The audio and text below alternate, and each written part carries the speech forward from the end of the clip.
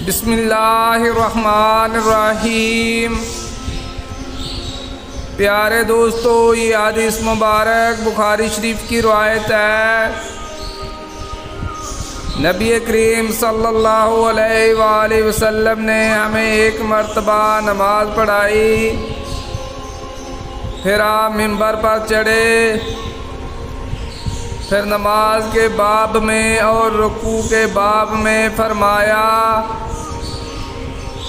मैं तुम्हें पीछे से भी इसी तरह देखता रहता हूँ जैसे अब सामने से देख रहा हूँ। प्यारे दोस्तों, अगर आप हदीस मुबारक सुनना पसंद करते हैं तो इस तरह की मज़ीद हदीस के लिए चैनल को सब्सक्राइब कर लें। बराए मेहरबानी वीडियो को लाइक भी करें। मिलते हैं एक नई हदीस के साथ। जज़ाकल्लाह, शुक्रिया, अल्लाह हाफ़िज़।